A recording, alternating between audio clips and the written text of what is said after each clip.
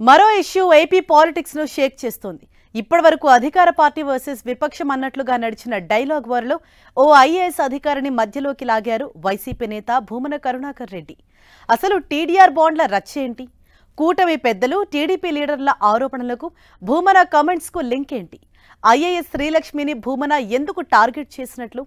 ఆమె ప్రభుత్వానికి లీకులు ఇస్తున్నారని ఎందుకు ఉలిక్కి పడుతున్నారు? డ్యామేజ్ కంట్రోల్ కోసం వైసీపీ రివర్స్ గేర్ వేసిందా?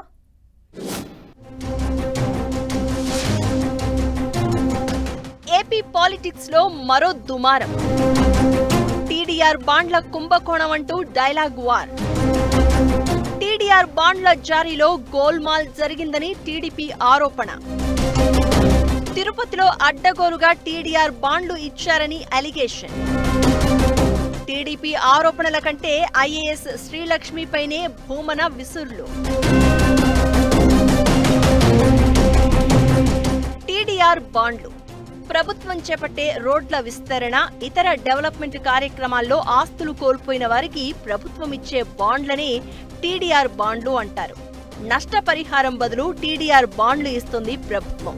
మరేదైనా కన్స్ట్రక్షన్ చేసుకున్నప్పుడు ప్రభుత్వ అనుమతులకు చేతి నుంచి డబ్బులు చెల్లించకుండా టీడీఆర్ బాండ్ వాల్యూ నుంచి డిడక్షన్ చేసుకుంటారు. అయితే వైసీపీ హయాంలో తెనాలి, తిరుపతిలో పలు డెవలప్మెంట్స్ చేపట్టినప్పుడు ఆస్తులు కోల్పోని వారికి కూడా, అంటే వైసీపీ నేతల సన్నిహితులకు అడ్డగోలుగా టీడీఆర్ బాండ్లు ఇచ్చారన్న అలిగేషన్స్ ఉన్నాయి. తిరుపతి మాస్టర్ ప్లాన్ అమలులో భాగంగా టీడీఆర్ బాండ్ల జారీలో గోల్మాల్ జరిగిందని కొన్ని రోజులుగా రాజకీయ వర్గాల్లో చర్చ జరుగుతోంది. ఏపీ సర్కార్ సిట్ వేయబోతోందన్న ఇన్సైడ్ టాక్ వినిపిస్తోంది. ఈ టైంలో మాజీ MLA Bhumana Karunakar Reddy all of sudden గా బ్లాస్ట్ అయ్యారు. టీడీపీ సర్కార్ ఆరోపణలపై రియాక్ట్ కావాల్సింది పోయి ఒక సీనియర్ అధికారిని టార్గెట్ గా నోటికి పని చెప్పారు భూమన. తిరుపతిలో 18 రోడ్ల విస్తరణ కోసం మొత్తం 375 టీడీఆర్ బాండ్లు జారీ అయ్యాయి. అయితే వాటిలో సగం బాండ్ల జారీ వెనుక ఏదో కథ నడిచిందని, దీంతో వేల కోట్ల రూపాయల విలువైన బాండ్లు అక్రమంగా జారీ అయ్యాయన్న ఆరోపణలు ఉన్నాయి.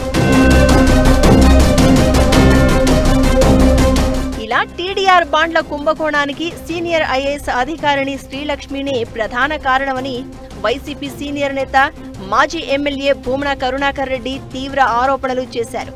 ఆమె పేరు తీయకుండానే అవినీతిలో అనకొండలా వ్యవహరించారని, ఆమెకు ఎలాంటి నైతిక విలువలు లేవని, ఆమె డబ్బు సంపాదించడమే లక్ష్యంగా పెట్టుకున్నారని ఆరోపించారు.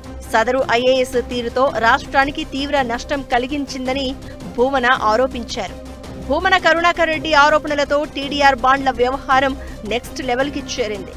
భూమన ఆరోపణలపై ఏపీ పొలిటికల్ సర్కిల్లో ఇంట్రెస్టింగ్ డిస్కషన్ నడుస్తోంది.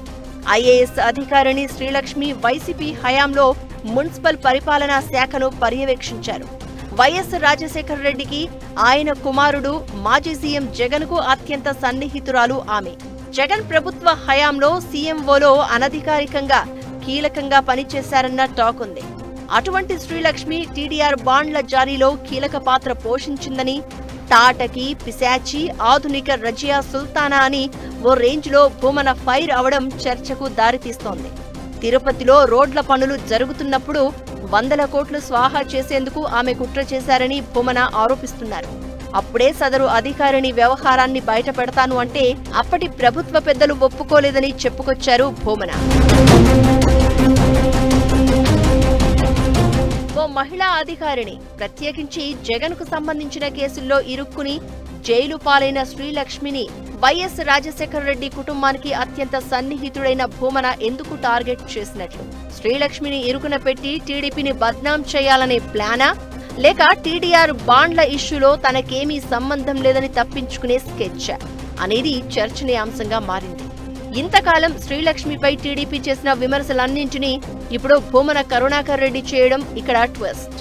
టీడీఆర్ బాండ్స్ జారీపై కూటమి ప్రభుత్వం దర్యాప్తుకు ఆదేశించే ఆలోచనలో ఉన్న టైంలో భూమన ఐఏఎస్ అధికారిని శ్రీలక్ష్మి మాస్టర్ మైండ్ అంటున్నారు. ఈ విషయంలో జగన్ భూమనను సమర్థిస్తారా, లేక శ్రీలక్ష్మిని డిఫెండ్ చేస్తారా అన్న ఉత్కంఠ వ్యక్తమవుతోంది. అయితే భూమన వ్యాఖ్యల వెనుక జగన్ ఉన్నారని ఆరోపిస్తోంది టీడీపీ. హైకమాండ్ నుంచి ఆదేశాలు రాకుండా భూమన మాట్లాడే ఛాన్స్ లేదని అంటున్నారు. ఈ లెక్కన టీడీఆర్ బాండ్ల ఇష్యూలో వైసీపీ నేతలు ఇరుక్కోవడం ఖాయమని ఆఫ్ ది రికార్డులో కూటమి నేతలు చెబుతున్నమాట.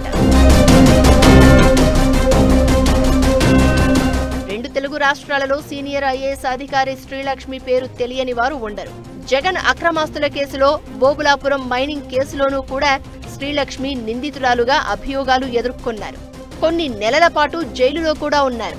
చివరకు హైకోర్టు ఇచ్చిన తీర్పుతో బయటపడింది. అయితే ఇప్పుడు ఆ తీర్పును సుప్రీంకోర్టు రద్దు చేసి ఆమెను తిరిగి విచారణ జరపాల్సిందే అని ఆదేశించింది. రాష్ట్ర విభజన తర్వాత శ్రీలక్ష్మిని తెలంగాణకు కేటాయించారు. 2019 ఎన్నికల్లో జగన్ సీఎం అయ్యాక శ్రీలక్ష్మిని ఏపీకి తెప్పించి ఆమెకు కీలకమైన మున్సిపల్ అడ్మినిస్ట్రేషన్, అర్బన్ డెవలప్మెంట్ శాఖలను అప్పగించారు. ఈ విషయంలో ఎన్ని విమర్శలు వెల్లువెత్తినా లెక్క చేయలేదు అప్పటి ప్రభుత్వం. అలాంటి శ్రీలక్ష్మిని భూమన టార్గెట్ చేశారంటే సంథింగ్ ఈజ్ దేర్ అన్న టాక్ వినిపిస్తోంది. శ్రీలక్ష్మిని మధ్యలోకి లాగడం ద్వారా తాము తప్పించుకోవాలని స్కెచ్ వేస్తున్నారని కూటమి నేతలు రివర్స్ అటాక్ చేస్తున్నారు. శ్రీలక్ష్మి జైలుకు వెళ్లడానికి కారణం ఎవరో గుర్తు చేసుకోవాలని సూచిస్తున్నారు. ఇలా టీడీఆర్ బాండ్ల ఇష్యూ ఇప్పుడు ఏపీలో మరో రాజకీయ దుమారానికి దారితీస్తోంది.